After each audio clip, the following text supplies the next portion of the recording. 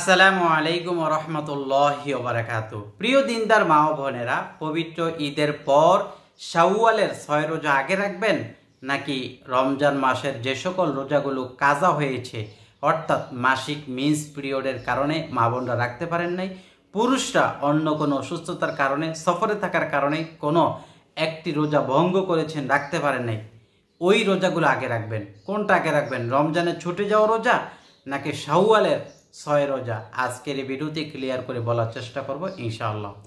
দর্শক, আপনারা মনে রাখবেন শরীয়তে কয়েকটা হুকুম আছে, ফরজ, ওয়াজিব, সুন্নত, নফল। পৃথিবীর সকল নফল, সুন্নত, ওয়াজিব যদি একত্র করা হয় একটা ফরজের সমান হবে না, মনে রাখবেন। পৃথিবীর সকল সুন্নত আর নফল যদি একত্র করা হয় একটা ওয়াজিবের সমান হবে না, মনে রাখবেন। পৃথিবীর সকল নফল যদি একত্র করা হয় একটা সুন্নতের সমান হবে না। এটা হলো আপনার মূল একটা টিপস, আমি বলে রাখলাম। এখন আপনি শাওয়ালের 6 রোজা রাখবেন, এটা নফল। সারা জীবন যদি আপনি শাওয়ালের 6 রোজা না রাখেন, আপনাকে কবরে জিজ্ঞাসা করা হবে না, হাসরে জিজ্ঞাসা করা হবে না, এর কারণে জাহান্নামে দেওয়া হবে না। কারণ এটা নফল, এটা সুন্নতও না, ওয়াজিবও না, ফরজ তো দূরের কথা। তো এই শাওয়ালের 6 রোজা হলো নফল, আর পবিত্র মাহে রমজানের রোজা হলো ফরজ। আপনার রোজা শেষ, ঈদের দিন রোজা রাখা হারাম।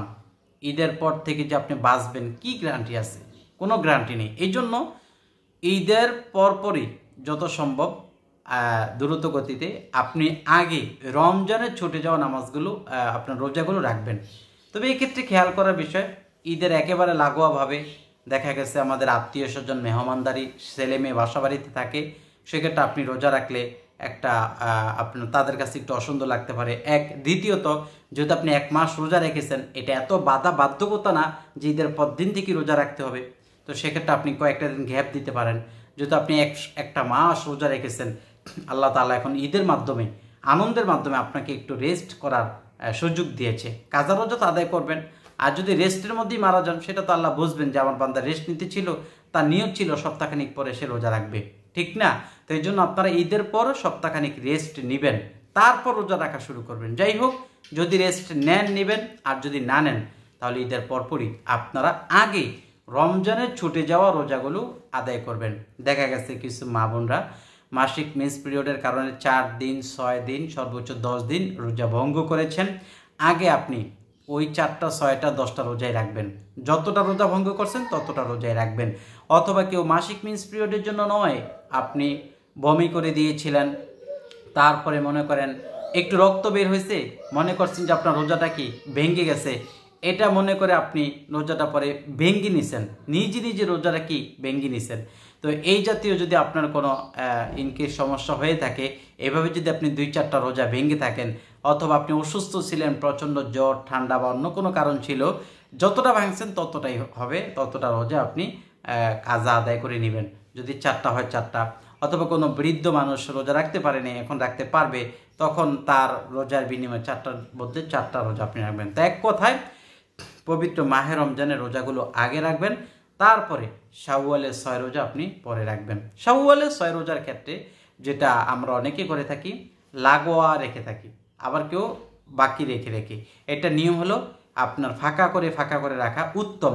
মানে 2টা রাখবেন, একদিন গ্যাপ দিবেন, একদিন রাখবেন, একদিন গ্যাপ দিবেন, এইভাবে শাওয়ালের 6 রোজা রাখা উত্তম। এখন কথা হলো, অনেকেই ভাবতে পারে যে রমজান মাসে রোজা ভাঙলেই মনে হয় রমজানের পরে একটা রোজা রাখতে হয় না।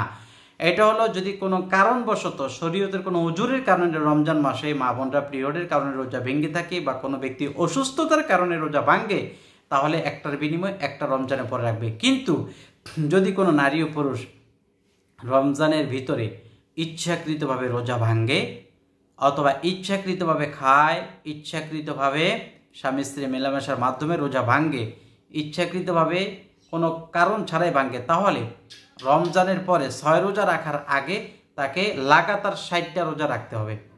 1, 2, 3 এভাবে 60 দিন রোজা রাখতে হবে। কারণ একটা রোজা ইচ্ছাকৃতভাবে ভাঙার কারণে এক রোজার কাফফারা দিতে হয়। কাফফারা হলো 1 রোজা 60টা, তাও লাগাতারভাবে 60টা। 50টা রাখার পরে যদি একটা ভাঙেন, আবার 60টা রাখতে হবে। এটা হলো আপনার 6 রোজা রাখার আগে।